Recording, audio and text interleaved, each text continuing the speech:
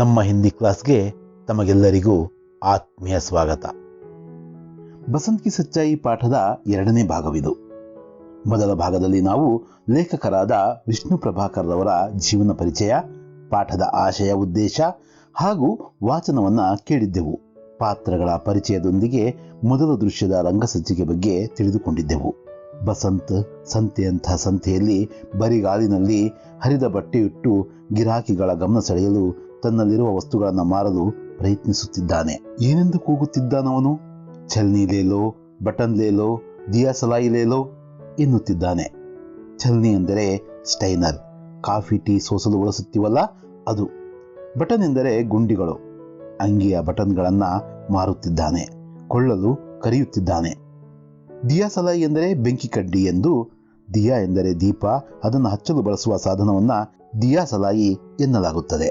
दिया सलाई का अर्थ यह होता है कि लकड़ी की वह छोटी पतली तीली जिसका एक सिरा गंधक आदि मसाले लगे रहने के कारण रगड़ने से जल उठता है. ಆತನೇನೋ ಹೀಗೆ ಕೂಗ್ತಾ ಇದ್ದಾನೆ, ಆದ್ರೆ ಯಾರು ಸಹ ಆತನ ಕಡೆ ತಿರುಗಿ ನೋಡ್ತಾ ಇಲ್ಲ.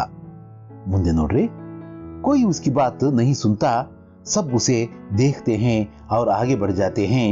इसी समय एक खद्दरधारी व्यक्ति वहां से जाते दिखाई देते हैं. वे मजदूर नेता पंडित राजकिशोर हैं. बसंत उन्हें देखकर उनके पीछे भागता है. ನಾವಾದ್ರೂ ಅಷ್ಟೇ ತಾನೇ ಸಂತೆಯಲ್ಲಿ ಹೋಗಿರ್ತೀವಿ, ಬಹಳ ಜನ ಗಿರಾಕಿಗಳನ್ನ ಕರೆದ ಹಾಗೆ ನಮ್ಮನ್ನ ಕರೀತಾ ಇರ್ತಾರೆ. ಆದರೆ ನಮಗೆ ಅದರ ಅವಶ್ಯಕತೆ ಇಲ್ಲದಿದ್ರೆ ನಾವು ಆ ಕಡೆ ತಿರುಗಿ ಕೂಡ ನೋಡಲ್ಲ. ಯಾರು ಮಾಡ್ತಿದ್ದಾರೆ, ಯಾಕೆ ಮಾಡ್ತಿದ್ದಾರೆ, ಅವ್ರ ಕಷ್ಟ ಏನು, ಅವ್ಯಾವು ನಮಗೆ ಬೇಕಿರಲ್ಲ.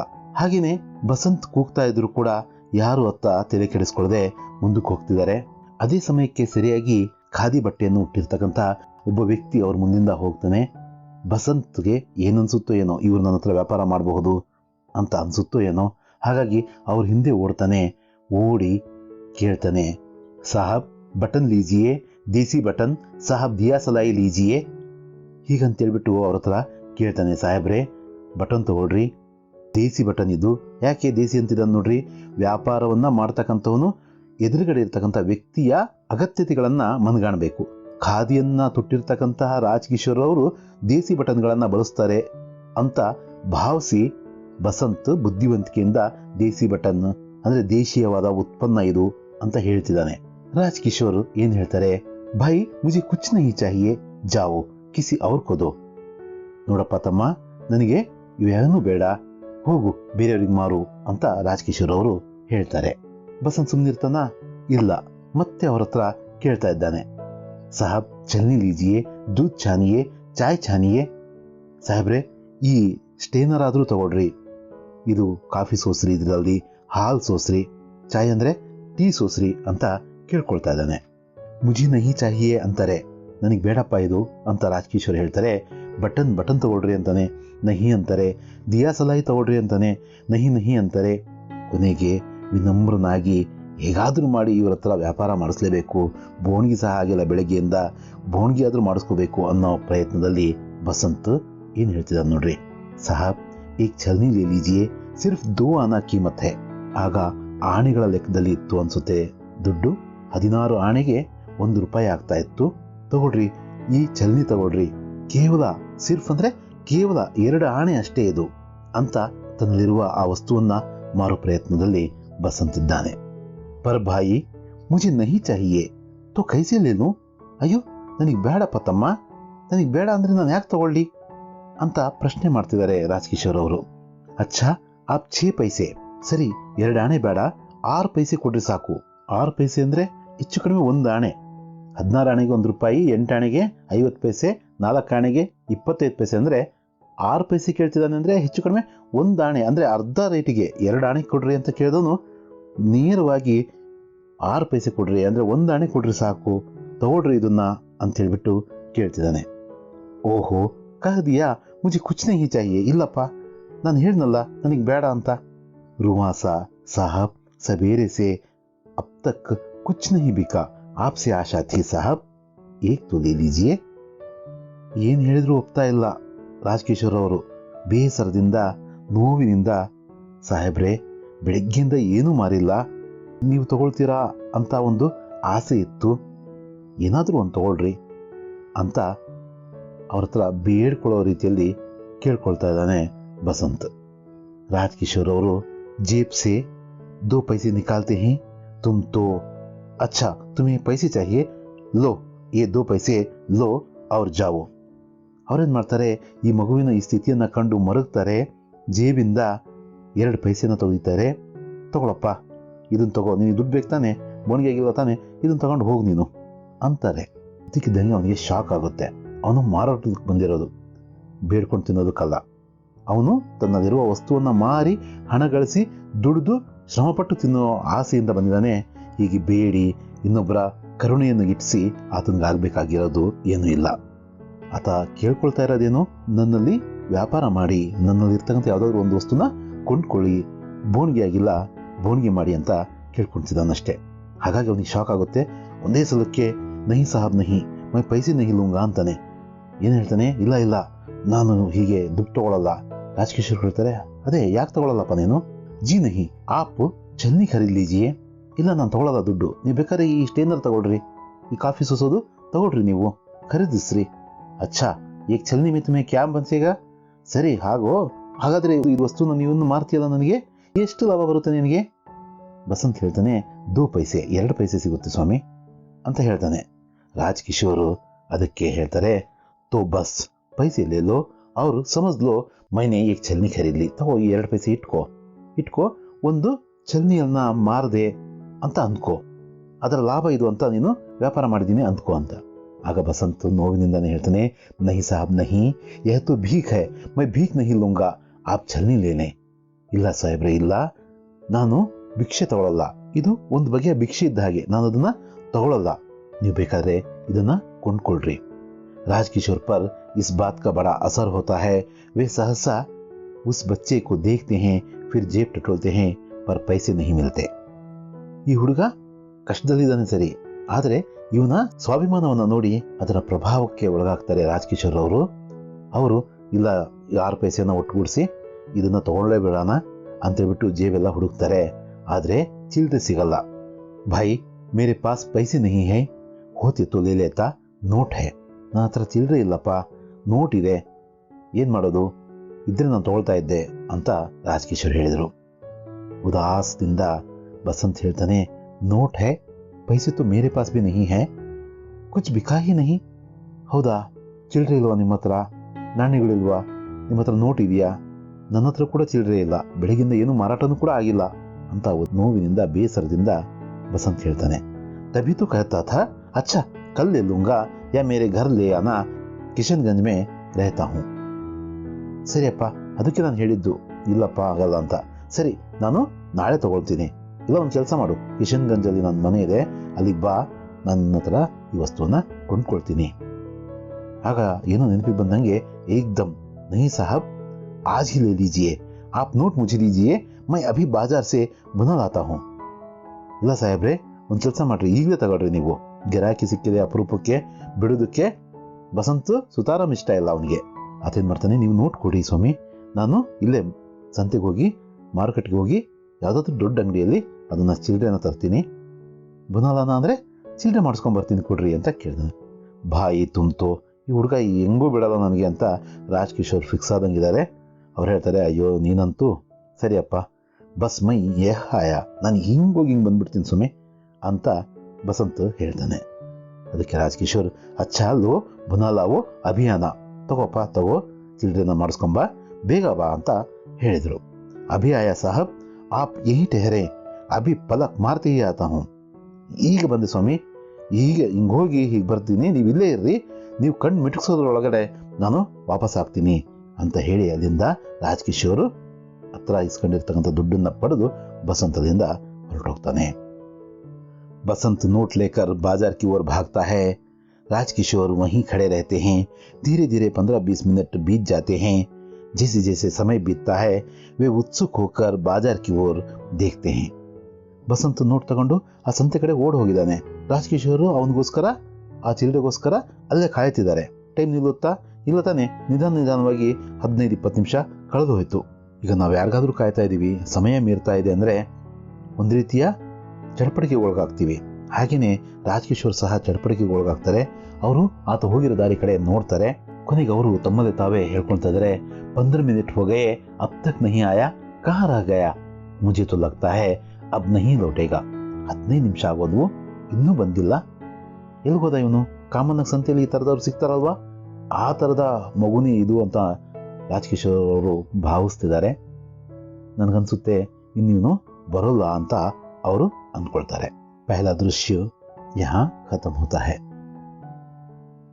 दूसरा दृश्य, स्टेज पर जरा सा परिवर्तन के साथ पहले जैसा दृश्य. एक ओर किशनगंज का बोर्ड लगा हुआ है, हल्का शोर है, संध्या हो गई है. ಸ್ಟೇಜ್ ಅಲ್ಲಿ ಸ್ವಲ್ಪ ಪರಿವರ್ತನೆ ಮಾಡಿಕೊಂಡು ಮೊದಲನೇ ದೃಶ್ಯ ತರದೇ ಇನ್ನೊಂದು ದೃಶ್ಯ. ಒಂದ್ ಕಡೆ ಕಿಶನ್ಗಂಜ್ ಅಂತ ಒಂದು ಬೋರ್ಡ್ ಹಾಕಲಾಗಿದೆ. ಮೊದಲ ದೃಶ್ಯದಲ್ಲಿದ್ದಷ್ಟು ಗಲಾಟೆ ಗದ್ದಲ ಇಲ್ಲ. ಸಂಜೆ ಹೊತ್ತು ಸಾಮಾನ್ಯವಾಗಿ ಜನರೆಲ್ಲ ತಮ್ಮ ಕೆಲಸ ಕಾರ್ಯಗಳನ್ನ ಮುಗಿಸ್ಕೊಂಡು ಮನೆ ಕಡೆ ಹೊರಡ್ತಾ ಇದ್ದಾರೆ. ಗೋಧೂಳಿಯ ಸಮಯ ಅಂತಾರಲ್ಲ, ಅಂಥ ಸಮಯ. उन्हीं के बीच में एक दुबला पतला लड़का जल्दी जल्दी आता है. ಆ ಮನೆಗೆ ಹೋಗ್ತಕ್ಕಂತಹ ಜನಗಳ ಮಧ್ಯದಲ್ಲೇ ತೆಳ್ಳಗೆ ಇರ್ತಕ್ಕಂತಹ ಒಬ್ಬ ದುಬಲಾ ಪತ್ಲ ಅಂದ್ರೆ ತೆಳ್ಳಗಿರ್ತಕ್ಕಂತಹ ಒಬ್ಬ ಹುಡುಗ ಬೇಗ ಬೇಗ ಬರ್ತಾನೆ. ವಹ ನಂಗೆ ಪೇರ್ ಹೈ, ಕಪಡೆ ಫಟೆ ಹೈ. ಬಸಂತ್ ತರಾನೇ ಇದ್ದಾನೆ ಆ ಹುಡುಗ. ಅವನ ಕಾಲಲ್ಲೂ ಕೂಡ ಚಪ್ಪಲಿ ಇಲ್ಲ, ಬಟ್ಟೆ ಕೂಡ ಅಲ್ಲಲ್ಲಿ ಹರಿದಿದ್ದಾವೆ. ಆಯು ಲಗ್ಭಗ್ 10 ವರ್ಷ ಹೈ. ಬಸಂತ್ನ ವಯಸ್ಸು ಎಷ್ಟು ಹೇಳ್ರಿ? 12 ವರ್ಷ. ಈ ಹುಡುಗನ ವಯಸ್ಸು 10 ವರ್ಷ. ಉಸ್ಕಿ ಶಕ್ಲ್ ಬಸಂತ್ ಸೆ ಮಿಲ್ತಿ ಹೈ. ಸ್ವಲ್ಪ ಬಸಂತ್ ತರಾನೇ ಕಾಣಿಸ್ತಿದ್ದಾನೆ ಆ ಹುಡುಗ. ವಹ ಉಸ್ಕಾ ಛೋಟಾ ಭಾಯಿ ಪ್ರತಾಪ್ ಹೈ. ಏನ್ ಹೆಸರು ಒಂದು? ಪ್ರತಾಪ್.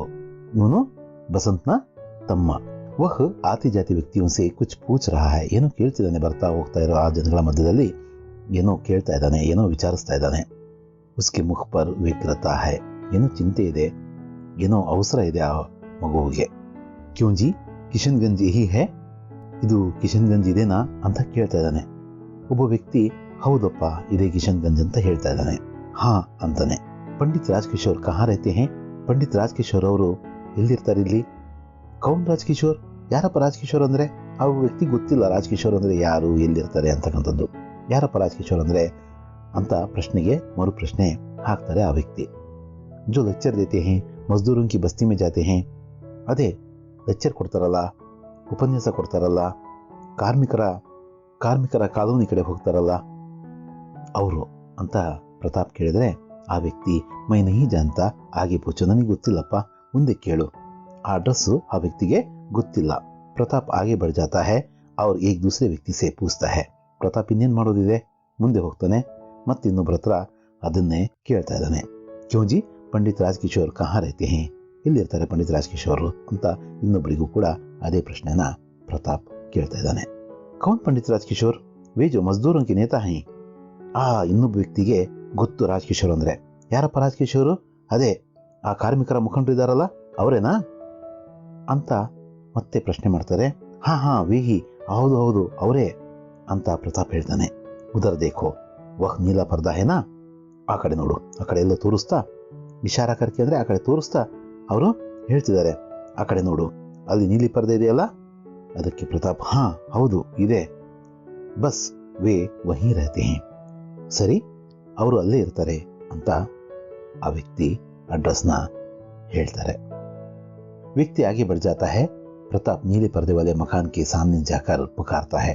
ಆ ವ್ಯಕ್ತಿ ಅಷ್ಟು ಹೇಳಿ ಮುಂದಕ್ಕೆ ಹೋಗ್ಬಿಡ್ತಾರೆ. ಪ್ರತಾಪ್ ಆ ನೀಲಿ ಪರದೆಯ ಮನೆ ಹತ್ರ ಹೋಗಿ, ಮಕಾನ್ ಅಂದ್ರೆ ಮನೆ, ಮನೆಯ ಮುಂದೆ ಹೋಗಿ ಕೂಗ್ತಾರೆ. ರಾಜ್ಕಿಶೋರ್ ಜಿ, ಪಂಡಿತ್ ರಾಜ್ಕಿಶೋರ್ ಜಿ ಅಂತ ಕರೀತಾನೆ. ಅಂದರ್ ಸೆ ಆವಾಜ್ ಆತಿ ಹೈ. ಒಳಗಡೆಯಿಂದ ಒಂದು ಧ್ವನಿ ಬರುತ್ತೆ. ಆ ಧ್ವನಿ ರಾಜ್ಕಿಶೋರ್ ಅವ್ರದ್ದು. ಕೌನ್? ಕಿಟಕಿಯಿಂದ ಬಾಗಿ ನೋಡ್ತಾ ಅವರು, ಕ್ಯೋಂ ಭಾಯಿ ಕ್ಯಾ ಬಾತ್ ಹೈ, ಏನಪ್ಪ ಏನ್ ವಿಷಯ ಅಂತ ಅವ್ರು ಕೇಳ್ತಿದ್ದಾರೆ. ಜಿ ಮುझे ಮೇರೆ ಭಾಯಿನೇ ಭೇಜಾ ಹೈ. ಪ್ರತಾಪ್ ಅದಕ್ಕೆ ಹೌದು ನನಗೆ ನಮ್ಮಣ್ಣ ಕಳಿಸಿದಾನೆ ಅಂತ ಪ್ರತಾಪ್ ಹೇಳ್ತಾನೆ. ತುಮಾರಾ ಭಾಯಿ? ಟಹರೋ ಮೈ ಆತಾ ಹೂಂ. ಬಾಹರ್ ಆಕರ್ ತೇರಾ ಭಾಯಿ ಕೌನ್ ಹೈ ಬಚ್ಚೆ. ಸರಿಯಪ್ಪ ನಾನು ಬರ್ತೀನಿ ತಡಿ, ಹೊರಗಡೆ ಬರ್ತೀನಿ ಅಂತ ಹೇಳಿ ಹೊರಗಡೆ ಬಂದು, ಮಗು ಯಾರು ನಿಮ್ಮಣ್ಣ ಅಂತ ಕೇಳ್ತಾರೆ. ಆಜ್ दोपहर को उसने आपको एक छलनी बेची थी. ಇವತ್ತು ಮಧ್ಯಾಹ್ನ ನಿಮಗೆ ಒಂದು ಸ್ಟೈನರ್, ಅದೇ ಒಂದು ಛಲ್ನಿಯನ್ನ ಮಾರಿದ್ನಲ್ಲ. ಹಾ ಹಾ ಆಜ್ ಮೇನೆ ಏಕ್ ಲಡ್ಕೆ ಸೆ ಏಕ್ ಛಲ್ನಿ ಲಿ ಥಿ. ₹1 का ನೋಟ್ ದಿಯಾ ಥಾ. ಹೌದಪ್ಪ ಹೌದು, ಹೇಗೆ ಮರೀತಾರೆ ರಾಜ್ಕಿಶೋರ್ ಅವರು? ಅವ್ರಿಗೆ ಬರಬೇಕಾದಂತಹ ಚಿಲ್ಲರೆ ಬಂದಿಲ್ಲಲ್ಲ, ಬಸಂತ್ ಚಿಲ್ಲರೆ ತರ್ತೀನಿ ಅಂತ ಹೋಗಿ ವಾಪಸ್ ಬಂದೇ ಇಲ್ಲಲ್ಲ. ಹಾಗಾಗಿ ಅವರು ಹೌದಪ್ಪ, ನಾನು ಇವತ್ತು ಮಧ್ಯಾಹ್ನ ಆ ಸ್ಟೇನರ್ನ ಒಬ್ಬ ಹುಡುಗನಿಂದ ತಗೊಂಡಿದ್ದೆ, ₹1 ನೋಟ್ ಸಹ ಕೊಟ್ಟಿದ್ದೆ ಅಷ್ಟೇ ಹೇಳ್ತಾರೆ ಅವರು. ಅದಕ್ಕೆ ಪ್ರತಾಪ್ ವह नोट बनाने गया था मगर जब बुना कर लौट रहा था तो मोटर के नीचे आ गया, मोटर उसके ऊपर से निकल गई. ಅವನು ಹಾಗೆ ಚಿಲ್ಲರೆ ಮಾಡಿಸ್ಕೊಂಡ್ಬರ್ಬೇಕಾದ್ರೆ ಒಂದು ದುರ್ಘಟನೆಯಲ್ಲಿ ವಾಹನ ಅವನ ಕಾಲ ಮೇಲೆ ಹತ್ತು ಹೋಗಿದೆ ಅಂತ ಇರೋ ಪರಿಸ್ಥಿತಿಯನ್ನ ಪ್ರತಾಪ್ ವಿವರಿಸ್ತಾನೆ. ಆಶ್ಚರ್ಯ ಆಗುತ್ತೆ ಆ ರಾಜ್ಕಿಶೋರ್ ಅವ್ರಿಗೆ. ಕ್ಯಾ ಮೋಟರ್ ಉಸ್ಕಿ ऊपर से निकल गई? ಏನಪ್ಪ ಅವನ ಮೇಲಿಂದ ಹೋಗ್ಬಿಡ್ತಾ ಮೋಟರು, ಆ ವಾಹನ ಅಂತ ರಾಜ್ಕಿಶೋರ್ ಕೇಳ್ತಾರೆ. ಈಗ ಪ್ರತಾಪನ ಸ್ವರ ಬೀಳುತ್ತೆ. ಆತ ಮೆಲು ಧ್ವನಿಯಲ್ಲಿ ಹೇಳ್ತಿದ್ದಾನೆ, ಉಸ್ಕಾ ಸಾಮಾನ್ ಪೈಸೆ ಸಬ್ ಬಿಖರ್ ಗಯೆ, ಉಸ್ಕಿ ದೋನೋ ಪೈರ್ ಕುಚಲೆ ಗಯೆ. ಅವನ ಸಾಮಾನು, ಅವನ ಹತ್ರ ದುಡ್ಡು ಎಲ್ಲವೂ ಕೂಡ ಚೆಲ್ಲಾಪಿಲ್ಲಿ ಆಗ್ಬಿಟ್ವು. ಬಿಖರ್ನ ಅಂದರೆ ಚೆಲ್ಲಾಪಿಲ್ಲಿ ಆಗ್ಬಿಟ್ವು. ಉಸ್ಕಿ ದೋನೋ ಪೈರ್ ಕುಚಲೆ ಗಯೆ, 2 ಕಾಲುಗಳ ಮೇಲಿಂದ ಆ ವಾಹನ ಹೊರಟು ಹೋಯಿತು. ರಾಜ್ಕಿಶೋರ್ಗೆ ಭಯ ಆಗುತ್ತೆ. ಪೈರ್ ಕುಚಲೆ ಗಯೆ, ಕಾಲುಗಳ ಮೇಲೆ ಹೋಗ್ಬಿಡ್ತಾ ಆ ವಾಹನ ಅಂತ ಕೇಳ್ತಾರೆ. ಆಗ ನೋವಿನ ದನಿಯಿಂದ ಪ್ರತಾಪ್ ಹೇಳ್ತಾನೆ, ಜಿ ಹಾ और इसलिए वह आपके पास ना आ सका, वह बेहोश हो गया था. ಹೌದು, ಹಾಗಾಗಿಯೇ ಅವನು ನಿಮ್ಮ ಹತ್ರ ಬರೋದಕ್ಕಾಗಲಿಲ್ಲ. ಅವನು ಮೂರ್ಛೆ ಹೋಗಿದ್ದ. ಹೋಶ್ ಅಂದ್ರೆ ಎಚ್ಚರ, ಬೇಹೋಶ್ ಅಂದ್ರೆ ಮೂರ್ಛೆ ಹೋಗೋದು, ಎಚ್ಚರ ತಪ್ಪೋದು. ಬಡಿ ಮುಷ್ಕಿಲ್ ಸಿ ಉಸೆ ಘರ್ ಲೇ ಗಯೆ, ತುಂಬಾ ಕಷ್ಟದಿಂದ ಅವನಿಗೆ ಮನೆ ತಗೊಂಡೋದ್ವಿ. ಬಡಿ ದೇರ್ ಮೇ ಜಬ್ ಉಸೆ ಹೋಶ್ ಆಯಾ ತೋ ಉಸ್ನೆ ಮುझे आपके पैसे लौटाने को कहा. ತುಂಬಾ ಹೊತ್ತಿನ ನಂತರ ಅವನಿಗೆ ಬಸಂತನಿಗೆ ಎಚ್ಚರ ಆಗುತ್ತೆ. ಎಚ್ಚರ ಆದ ತಕ್ಷಣನೇ, ನೋಡಪ್ಪ, ನಾನು ಒಬ್ಬರ ಹತ್ರ ₹1 ಇಸ್ಕೊಂಡು ಚಿಲ್ಲರೆ ಮಾಡಿಸ್ಕೊಂಬರೋದಕ್ಕೆ ಹೋಗಿದ್ದೆ, ಆದರೆ ಅವರು ಚಿಲ್ಲರೆ ನಾನು ಕೊಟ್ಟಿಲ್ಲ, ಹೋಗು ಫಸ್ಟ್ ಅವರಿಗೆ ವಾಪಸ್ ಕೊಡು ಅಂತ ಹೇಳ್ದ. ಮೈ ಆಪ್ಗೆ 14.5 ಆನೆ ಲಾಯಾ ಹೂಂ. 16 ಆಣೆಯಲ್ಲಿ 1.5 ಆಣೆ ಹೋದರೆ 14.25 ಆಣೆ ಉಳಿಯುತ್ತಲ್ಲ, ಆ ಚಿಲ್ಲರೆಯನ್ನು ತಗೊಂಡು ಬಂದಿದ್ದೀನಿ ನಿಮಗೋಸ್ಕರ ಅಂತ ಪ್ರತಾಪ್ ನಡೆದಿರೋ ವಿಷಯನೆಲ್ಲ ಹೇಳ್ತಾನೆ. ಇಷ್ಟನ್ನು ಕೇಳಿ ರಾಜ್ಕಿಶೋರು ಒಂಥರ ಅವರು ಕಳೆದು ಹೋಗ್ತಾರೆ. ಮೇರೆ 14.5 ಆನೆ ಲಾಯೆ ಹೋ, ಉಸ್ನೆ ಭೇಜೆ ಹೇ, ಲೇಕಿನ್ ಬಚ್ಚೆ ವಹ ಅಬ್ ಕಹಾ ಹೈ. ನನ್ನಗೋಸ್ಕರ ನೀನು ಆ ಚಿಲ್ಡ್ರನ್ನ ತಂದಿದೀಯಾ, 14.25 ಆಣೆಯನ್ನ ಅವನು ಕಳಿಸಿದಾನ, ಆದರೆ ಮಗು ಅವನೀಗ ಎಲ್ಲಿದ್ದಾನೆ? ಪ್ರತಾಪ್ ಹೇಳ್ತಿದ್ದಾನೆ, ಘರ್, ಮನೆಯಲ್ಲಿದ್ದಾನೆ. ಘರ್ ಮೇ ಕೌನ್ ಹೈ, ಮನೇಲಿ ಯಾರ್ಯಾರಿದ್ದೀರಪ್ಪ? ಕೋಯಿ ನಹಿ, ಯಾರೂ ಇಲ್ಲ. ಕೋಯಿ ನಹಿ, ಯಾರೂ ಇಲ್ವಾ? ಜಿ ಹಾ, ಮೈ और मेरा भाई हम दोनों बीको अहीर के घर में रहते हैं. ಹೌದು, ನಾನು ನಮ್ಮಣ್ಣ ನಾವಿಬ್ರು ಬೀಕು ಅಹೀರ್ ಅವರ ಮನೇಲಿರ್ತೀವಿ. ತುಮಾರೆ ಮಾ ಬಾಪ್ ಕ್ಯಾ, ಅಂದರೆ ನಿಮ್ಮ ತಂದೆ ತಾಯಿ ಇಲ್ವಾ? ವೇ ಮಾರೇ ಗಯೆ ದಂಗೋ ಕಿ ದಿನೋ ಮೇ ಉನ್ಹೇ ಕಿಸಿನೇ ಮಾರ್ ಡಾಲಾ. ಅವರು ತೀರೋಗಿದ್ದಾರೆ. ಯಾವ ಒಂದು ದಂಗೆಗಳಲ್ಲಿ, ಆ ದಿನಗಳಲ್ಲಿ ಅವ್ರನ್ನಿಬ್ರನ್ನ ಯಾರೋ ಕೊಂದು ಹಾಕಿದ್ದಾರೆ ಅಂತ ಪ್ರತಾಪ್ ಹೇಳ್ತಾನೆ. ಇದರಿಂದ ಇನ್ನಷ್ಟು ನೋವಿಗೊಳಗಾಗ್ತಕ್ಕಂಥ ರಾಜ್ಕಿಶೋರ್ ಅವರು ಮತ್ತೆ ಕೇಳ್ತಾರೆ, ಉನ್ಹೇ ಕಿಸಿನೇ ಮಾರ್ ಡಾಲಾ, ತುಮ್ ದೋನೋ ಬೀಕು ಅಹೀರ್ ಕೆ ಘರ್ ಮೇ ರಹತೆ ಹೋ, ಬಚ್ಚೆ ರೋ ಮತ್, ಮೈ ಅಭಿ ತುಮಾರೆ ಸಾಥ್ ಚಲ್ತಾ ಹೂಂ ಅಭಿ. ಅಯ್ಯೋ, ಈಗ ಅವ್ರನ್ನ ಯಾರೋ ಕೊಂದು ಹಾಕಿದಾರಾ? ನೀವಿಬ್ಬರೇ ಅವ್ರು ಯಾರೋ ಬೀಕು ಅಹೀರ್ ಅವ್ರ ಮನೇಲಿ ಇರ್ತಿದ್ದೀರಾ? ಇದ್ದಕ್ಕಿದ್ದ ಹಾಗೆ ಅವ್ರು ಹೇಳ್ತಾರೆ, ಏನೋ ನಿರ್ಧಾರ ಮಾಡೋದು ಹಾಗೆ, ಮಗು ನೀನು ಅಳಬೇಡ, ನಾನು ನಿನ್ನ ಜೊತೆಗೆ ಹೋಗ್ತೀನಿ, ನಡಿ ಈಗಲೇ ಹೊರಡ್ತೀನಿ ಅಂತ ಹೊರಡ್ತಾರೆ. ಆಪ್ ಮೇರೆ ಸಾಥ್ ಚಲೆಂಗೆ, ಚಿಲ್ಲರೆ ಕೊಟ್ಟು ಹೋಗೋದಕ್ಕೆ ಬಂದಿದ್ದ ಪ್ರತಾಪ್ ನಾನು ನಿಮ್ಮ ಜೊತೆಗೆ ಬರ್ತೀನಿ ಅಂತ ಅಂದ ತಕ್ಷಣನೇ ಆಶ್ಚರ್ಯ ಆಗುತ್ತೆ ಅವನಿಗೆ. ನೀವು ನನ್ನ ಜೊತೆಗೆ ಬರ್ತೀರಾ ಅಂತ ಪ್ರಶ್ನೆ ಮಾಡ್ತಿದ್ದಾನೆ. ಹಾಂ ಅಭಿ ಚಲೋ, ಪರ್ ಹಾಂ ತುಮಾರ ಘರ್ ಕಹಾ ಹೈ, ಸರಿ ಈಗಲೇ ಹೊರಡೋಣ ಅಂತ ಹೇಳ್ಬಿಟ್ಟು ಮುಂದಕ್ಕೆ ಹೋಗಿ, ಹೌದಪ್ಪ ಎಲ್ಲಿದೆ ನಿಮ್ಮ ಮನೆ? ಅಹಿರ್ಟಿಲೆ ಮೇ, ಅಹಿರ್ಟಿಲೆ ಅಂತಕ್ಕಂಥ ಒಂದು ಏರಿಯಾದಲ್ಲಿ ನಮ್ಮ ಮನೆ ಇದೆ ಅಂತ ಪ್ರತಾಪ್ ಹೇಳ್ತಾನೆ. ಅದಕ್ಕೆ ರಾಜ್ಕಿಶೋರ್ ಅವರು ಹಿಂದೆ ಮನೆ ಕಡೆ ನೋಡ್ತಾ ಕೂಗಿ ಹೇಳ್ತಿದ್ದಾರೆ ಅಮರ್ ಸಿಂಗ್ಗೆ, ಅಮರ್ ಸಿಂಗ್ ಮೈ ಅಹಿರ್ಟಿಲ ಜಾ ರಹಾ ಹೂಂ, ತುಮ್ ಇಸಿ ವಕ್ತ್ ಡಾಕ್ಟರ್ ಶರ್ಮಾ ಕೋ ಲೇಕರ್ ವಹಾ ಆವೋ. ನಾನು ಅಹಿರ್ಟಿಲಾಗೆ ಹೋಗ್ತಿದ್ದೀನಪ್ಪ, ನೀನು ತಕ್ಷಣ ಏನು ಮಾಡಬೇಕು, ಡಾಕ್ಟರ್ ವರ್ಮಾರವರನ್ನ ಕರ್ಕೊಂಡು ಅಲ್ಲಿಗೆ ಬರಬೇಕು. ಕಹನಾ ಕಿ ಏಕ್ ಲಡ್ಕೆ ಕಿ ಟಾಂಗೆ ಮೋಟರ್ ಕಿ ನೀಚೆ ಆಕರ್ ಕುಚಲಿ ಗಯಿ ಹೈ. ಒಬ್ಬ ಹುಡುಗನ ಕಾಲುಗಳು ಯಾವುದೋ ಒಂದು ವಾಹನದ ಕೆಳಗಡೆ ಬಂದು ಆಕ್ಸಿಡೆಂಟಲ್ಲಿ ತೀವ್ರ ಗಾಯಗಳಾಗಿದ್ದಾವೆ, ಅದನ್ನು ಹೇಳಬೇಕು ಅವ್ರಿಗೆ. ಜಲ್ದಿ ಕರೋ, ಬೀಕು ಅಹಿರ್ ಕಾ ಘರ್ ಪೂಸ್ಲೇನಾ, ಅಲ್ಲಿಗೆ ಬಂದು ಅಹಿರ್ಟಿಲಾಗೆ ಬಂದು ಬೀಕು ಅಹಿರ್ ಅವರ ಮನೆಯನ್ನು ನೀನು ಕೇಳ್ಕೊ. ಮತ್ತೆ ಮಗು ಕಡೆ ತಿರುಗಿ ಹೇಳ್ತಾರೆ, ಮುಡುಕರ್ ಅಂದರೆ ತಿರುಗೋದು. ಆವು ಬಚ್ಚೆ ಚಲೆ ನಡಿಯಪ್ಪ ಹೊರಡೋಣ ಅಂತ ಹೇಳ್ತಾರೆ. ಪ್ರತಾಪ್ ಚಕಿತ್ ವಿಸ್ಮಿತ್ ಉನ್ಹೇ ದೇಖ್ತಾ ಹೈ, ಫಿರ್ ಠಗಾ ಸಾ ಉನ್ಕೆ ಆಗೆ ಆಗೆ ಜಾತಾ ಹೈ. ಪರದಾಗಿರ್ತಾ ಹೈ. ಇದನ್ನು ಎಕ್ಸ್ಪೆಕ್ಟ್ ಮಾಡಿರಲಿಲ್ಲ ಪ್ರತಾಪ್. ಅವನು ಆಶ್ಚರ್ಯನೂ ಆಗುತ್ತೆ, ವಿಸ್ಮಯನೂ ಆಗುತ್ತೆ, ಏನೋ ಏನಾಗ್ತಾ ಇದೆ ಅನ್ನೋದು ಗೊತ್ತಾಗಲ್ಲ. ಹಾಗೆ ಅವ್ರನ್ನ ನೋಡಿ ಮುಂದೆ ಮುಂದೆ ಹೊರಡ್ತಾನೆ. ಪರ್ದೆ ಬೀಳುತ್ತೆ ಮೂರನೇ ದೃಶ್ಯಕ್ಕಾಗಿ. तीसरा दृश्य आरंभ होता है। स्टेज पर एक कच्चे घर के अंदर के ओसारे का दृश्य। जमीन पर दरी बिछी है, उस पर बसंत लेटा है। रह रह कर दर्द से कराह उठता है प्रताप और राजकिशोर का प्रवेश। ಈ ಸ್ಟೇಜಲ್ಲಿ ಮನೆ ಒಳಗಡೆಯ ಒಳಾಂಗಣ ಇದೆ. ಅಲ್ಲಿ ನೆಲದ ಮೇಲೆ ಒಂದು ಹಾಸಿಗೆಯ ಮೇಲೆ ಒಂದು ಚಾಪೆಯ ಮೇಲೆ ಬಸಂತ್ ಮಲಗಿದ್ದಾನೆ. ಸ್ವಲ್ಪ ಹೊತ್ತಾದ ತಕ್ಷಣ ನೋವಿನಿಂದ ನರಳುತ್ತಾ ಇದ್ದಾನೆ. ಪ್ರತಾಪ್ ಅವರು ರಾಜ್ಕಿಶೋರ್ ಅವರಿಬ್ಬರು ಅಲ್ಲಿಗೆ ಬರ್ತಾರೆ. ಪ್ರತಾಪ್ ಮತ್ತು ರಾಜ್ಕಿಶೋರ್ ಅಲ್ಲಿ ಪ್ರವೇಶ ಮಾಡ್ತಾರೆ ಸ್ಟೇಜ್ ಮೇಲಕ್ಕೆ. ರಹ ಸಾಹಬ್ ಬಂದು ಅವನನ್ನು ತೋರಿಸಿ, ಇವ್ರು ನೋಡ್ರಿ ಸ್ವಾಮಿ, ಇಲ್ಲಿದ್ದಾನೆ ನೋಡ್ರಿ ಅಂತ ಪ್ರತಾಪ್ ಹೇಳ್ತಾನೆ. ರಾಜ್ಕಿಶೋರ್ ಅವರು ಅರೆ ಅರೆ ಏತು ಜಮೀನ್ ಪರ್ ಲೇಟಾ ಹೇ. ರಾಜ್ಕಿಶೋರ್ ಅವರು ಹೇಳ್ತಾರೆ, ಏನಪ್ಪ ಈ ಥರ ನೆಲದ ಮೇಲೆ ಮಲಗಿದೆಯಲ್ಲ ಅಂತ ಕೇಳ್ತಾರೆ. ಆಪ್ ಆಯೇ ಹೇ, ನೀವು ಬಂದಿದ್ದೀರಾ, ತಾವು ಬಂದಿದ್ದೀರಾ? ಆಪ್ ಅಂದರೆ ತಾವು ಬಂದಿದ್ದೀರಾ ಇಲ್ಲಿಗೆ ಅಂತ ಆಶ್ಚರ್ಯದಿಂದ ಬಸಂತ್ ಕೇಳ್ತಾನೆ. ಕಹಾ ಚೋಟ್ ಲಗಿ ಹೇ ಬೇಟಾ, ದೇಖೋ, ಇಲ್ಲಪ್ಪ ನೋಡೋಣ, ಎಲ್ಲಿ ನಿನಗೆ ತೊಂದರೆ ಆಗಿದೆ, ಎಲ್ಲಿ ನಿನಗೆ ಗಾಯ ಆಗಿದೆ, ಎಲ್ಲಿ ಪೆಟ್ಟು ಬಿದ್ದಿದೆ ಅಂತ ರಾಜ್ಕಿಶೋರ್ ಕೇಳ್ತಾರೆ. ಅಷ್ಟನ್ನು ಹೇಳಿ ರಾಜ್ಕಿಶೋರ್ ಪಾಸ್ ಆಕರ್ ಟಾಂಗ್ ದೇಖ್ತೆ ಹೇ, ಕಿಸಿ ನೆ ಫಸ್ಟ್ ಏಡ್ ದಿ ಹೈ, ಪಟ್ಟಿ ಬಂದಿ ಹೈ, छूते ही चीख निकल जाती है। बसंत ओट भींचकर आह खींचता है। ಹತ್ರ ಬಂದು ಎಲ್ಲಿ ನೋವಾಗಿದೆಯೋ, ಎಲ್ಲಿ ಪೆಟ್ಟು ಬಿದ್ದಿದೆಯೋ ಆ ಕಡೆ ನೋಡ್ತಾರೆ. ಯಾರೋ ಫಸ್ಟ್ ಏಡ್ ಮಾಡಿದ್ದಾರೆ, ಅಂದರೆ ಪ್ರಥಮ ಚಿಕಿತ್ಸೆಯನ್ನು ಕೊಟ್ಟಿದ್ದಾರೆ, ಪಟ್ಟಿಯನ್ನು ಕಟ್ಟಿದ್ದಾರೆ. ಅವರು ಆ ಪಟ್ಟಿಯನ್ನು ಮುಟ್ಟಿದ ತಕ್ಷಣವೇ ಬಸಂತು ನೋವಿನಿಂದ ಕೂಗ್ತಾನೆ. ನೋವು ಜಾಸ್ತಿ ಆದಾಗ ಏನು ಮಾಡ್ತೀವಿ, ಕೂಗು ಬರಬಾರ್ದು ಹೊರಗಡೆ ಅಂತ ಹೇಳ್ಬಿಟ್ಟು ನಮ್ಮ ತುಟಿನ ನಾವು ಕಚ್ಚಿರ್ತೀವಲ್ಲ, ಆ ಥರ ಕಚ್ಚಿ ಹಿಡಿತಾನೆ. ಆದರೂ ನೋವು ಹೊರಗಡೆ ದನಿಯನ್ನ ಹೊರಗಿಡುತ್ತೆ. ಓಹ್ ಓಹ್ ಅಂತಾನೆ. ರಾಜ್ಕಿಶೋರ್ ಕುछ देर इसी तरह देखते हैं। ರಾಜ್ಕಿಶೋರ್ ಸ್ವಲ್ಪ ಹೊತ್ತು ಅವನ ಕಾಲುಗಳನ್ನು, ಅದರ ಪೆಟ್ಟನ್ನು, ಆ ಪಟ್ಟಿಯನ್ನು ನೋಡ್ತಾ ಅವ್ರು ಹೇಳ್ತಾರೆ, ಇಲ್ಲಪ್ಪ ಗಾಬರಿ ಆಗಬೇಡ, ನಹಿ ಘಬರಾವೋ ನಹಿ ಅಂತ ಹೇಳ್ತಾರೆ. ಬಸಂತ್ ನೋವಿನಿಂದನೇ ಮೈ ಮೋಟರ್ ಸೆ ಟಕರಾ ಗಯಾ ಥಾ, ಇಸ್ಲಿಯೇ ತಬ್ ಆಪ್ಕೆ ಪೈಸೆ ನಾ ಲೌಟಾ ಸಕಾ. ನಾನು ಆ ವಾಹನದ ಕೆಳಗಡೆ ಬಂದ್ಬಿಟ್ಟಿದ್ದೆ, ಆಕ್ಸಿಡೆಂಟ್ ಆಗೋಗಿತ್ತು, ಹಾಗಾಗಿ ನಿಮ್ಮ ದುಡ್ಡು ವಾಪಸ್ ಕೊಡೋದಕ್ಕೆ ನನ್ನ ಕೈಲಾಗಲಿಲ್ಲ ಅಂತ ತನ್ನ ನೋವನ್ನು ಹೇಳ್ಕೊಳ್ತಾನೆ.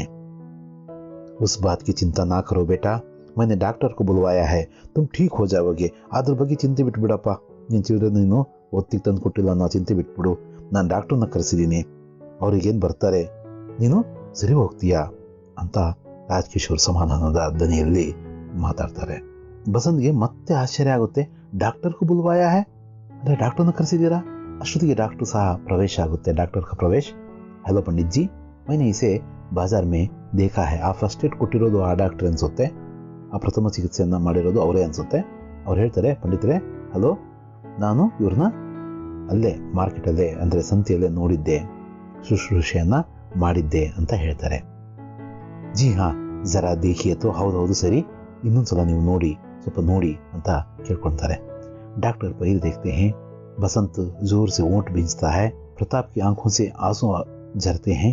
वह कभी भाई की ओर देखता है, कभी डॉक्टर को. राजकिशोर उत्सुकता से पूछते हैं. ಡಾಕ್ಟರ್ ಮತ್ತೆ ಆ ಕಾಲನ್ನು ನೋಡ್ತಾರೆ. ಬಸಂತ್ ಮತ್ತೆ ಆ ನೋವನ್ನು ತಡೆಯೋದಕ್ಕೆ ತುಟಿಯನ್ನು ಕಚ್ಚುತ್ತಾನೆ. ಪ್ರತಾಪ್ನ ಕಣ್ಣಲ್ಲಿ ಇದನ್ನೆಲ್ಲ, ಅಣ್ಣನ ಈ ಸ್ಥಿತಿಯನ್ನು ಕೊಂಡು ಅವನ ಕಣ್ಣಲ್ಲಿ ನೀರು ಬರ್ತವೆ.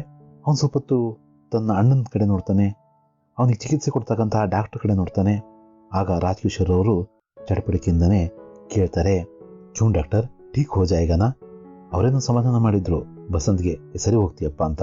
ಆದರೂ ಅವರ ಮನಸ್ಸಲ್ಲಿ ಇರ್ತಕ್ಕಂತಹ ಅನುಮಾನವನ್ನು ಡಾಕ್ಟ್ರು ಮುಂದೆ ಹೇಳ್ಕೊಳ್ತಾ ಇದ್ದಾರೆ. ಏನು ಡಾಕ್ಟ್ರೇ, ಸರಿ ಹೋಗ್ತಾನಲ್ವಾ ಅಂತ. ಡಾಕ್ಟ್ರು ತುಂಬ ಗಂಭೀರದಿಂದ ಹೇಳ್ತಿದ್ದಾರೆ, ಪಂಡಿತ್ ಜಿ ಐಸಾ ಲಗ್ತಾ ಹೈ ಕಿ ಪೈರ್ ಕಿ ಹಡ್ಡಿ ಟೂಟ್ ಗಯಿ ಹೈ. ಈ ಕಾಲಿನ ಮೂಳೆ ಮುರಿದೋಗಿದೆ ಅಂತ ಅನ್ನಿಸ್ತಾ ಇದೆ ನನಗೆ. ಸ್ಕ್ರೀನ್ ಕರ್ಕೆ ದೇಖ್ನಾ ಹೋಗಾ. ಸ್ಕ್ರೀನ್ ಅಂದರೆ ಎಕ್ಸ್ರೇ ಅಂತೀವಲ್ಲ ಅದು. ಎಕ್ಸ್ರೇ ಮಾಡಿ ನೋಡಬೇಕು, ಮೂಳೆ ಮುರಿದಿದ್ದು ಗೊತ್ತಾಗಬೇಕಂದ್ರೆ ಎಕ್ಸ್ರೇ ತೆಗಿಸ್ತೀವಲ್ವ, ಅದನ್ನು ಮಾಡಿ ನೋಡಬೇಕು. ದೂಸರಾ ಪೈರ್ ಟೀಕ್ ಹೈ, ಒಂದು ಕಾಲಿಗೆ ಮೂಳೆ ಮುರಿದಿರಬೇಕು, ಇನ್ನೊಂದು ಕಾಲಂತೂ ಸರಿ ಇದೆ. ಪರ್ ಇಸೆ ಅಭಿ ಅಸ್ಪತಾಲ್ ಲೇ ಜಾನಾ ಚಾಹಿಯೆ. ಇವನ್ನೇನಪ್ಪ ಅಂದರೆ ಇಮ್ಮಿಡಿಯೇಟಾಗಿ ಆಸ್ಪತ್ರೆಗೆ ಕರ್ಕೊಂಡು ಹೋಗಬೇಕು. ತೋ ಕ್ಯಾ ಹುವಾ, ಅಭಿ ಲೇ ಚಲೋ, ಮೈ ಆ್ಯಂಬುಲೆನ್ಸ್ಗೆ ಲಿಯೇ ಫೋನ್ ಕರಾತಾ ಹೂँ. ಆಗ ನಮ್ಮಲ್ಲಿದ್ದ ಹಾಗೆ ಇನ್ನು ಆಣೆ ಪೈಸೆಗಳ ಕಾಲ ಅದು, ಜೇಬಲ್ಲಿ ಮೊಬೈಲ್ ಇರ್ತಾ ಇರಲಿಲ್ಲ ತಾನೆ, ಮನೇಲೂ ಕೂಡ ಇರ್ತಾ ಇರಲಿಲ್ಲ, ಎಲ್ಲೋ ಟ್ರಂಕಲ್ ಅಂತ ಹೇಳ್ಬಿಟ್ಟು ಮಾಡ್ತಾ ಇದ್ರು. ಸರಿ, ನೀವು ನೋಡ್ತಾ ಇರ್ರಿ, ಏನಾಯ್ತು ಈಗಲೇ ನಾವು ತಗೊಂಡು ಹೋಗೋಣಂತೆ, ನಾನು ಆ್ಯಂಬುಲೆನ್ಸ್ಗೆ ಫೋನ್ ಮಾಡಿ ಬರ್ತೀನಿ ಅಂತ ರಾಜ್ಕಿಶೋರ್ ಅವರು ಹೇಳ್ತಾರೆ. ಆಗ ಡಾಕ್ಟ್ರು, ಜಿ ಹಾಂ ಕರಾಯಿಯೇ, ಮೈ ತಬ್ ತಕ್ ಇಂಜೆಕ್ಷನ್ ಲಗಾತಾ ಹೂँ. ಸರಿ ನೀವು ಅಷ್ಟು ಮಾಡ್ರಿ, ನಾನು ಅಲ್ಲಿವರೆಗೂ ಒಂದು ಇಂಜೆಕ್ಷನ್ನ ಕೊಡ್ತೀನಿ. ಬಸಂತ್ ಆಂಖಿ ಖೋಲ್ಕರ್ ಆಪ್ ಕ್ಯಾ ಕರ್ ರಹೆ ಹೇ, ಮೈ ಗರೀಬ್ ಹೂँ. ಕಣ್ಣು ಮುಚ್ಕೊಂಡಿದ್ದ ಅನ್ಸುತ್ತೆ ಸ್ವಲ್ಪ ಹೊತ್ತು. ಈಗ ಕಣ್ಣು ತೆರೆದು, ತಾವು ಏನು ಮಾಡ್ತಿದ್ದೀರಾ, ಆಸ್ಪತ್ರೆ ಕರ್ಕೊಂಡು ಹೋಗ್ತಿದ್ದೀರಾ, ಡಾಕ್ಟರ್ನ ಕರೆಸಿದ್ದೀರಾ, ನಾನು ತುಂಬ ಬಡವ, ಅವ್ರ ಫೀಸ್ ನಾನು ಎಲ್ಲಿಂದ ಕೊಡಲಿ ಅನ್ನೋ ಅರ್ಥದಲ್ಲಿ ಕೇಳ್ತಾ ಇದ್ದಾನೆ. ರಾಜ್ಕಿಶೋರ್ ಅದಕ್ಕೆ ಹೇಳ್ತಿದ್ದಾರೆ, ಸ್ವಲ್ಪ ನಗ್ತಾ ಹೇಳ್ತಿದ್ದಾರೆ, ತುಮ್ ಚಿಂತಾ ಮತ್ ಕರೋ, ಬಸ್ ಚುಪ್ ಚಾಪ್ ಲೇಟೇ ರಹೋ ಬೇಟಾ, ನೀನು ಚಿಂತೆ ಮಾಡಬೇಡಪ್ಪ, ನೀನು ಸುಮ್ಮನೆ ಮಲಗಿರು. ಡಾಕ್ಟರ್ ಸಾಹಬ್, ಜಬ್ ತಕ್ ಮೈ ನಹೀ ಆತಾ ಆಪ್ ಯಹೀ ರಹೇ, ಇಸೆ ಬಚಾನಾ ಹಿ ಹೋಗಾ.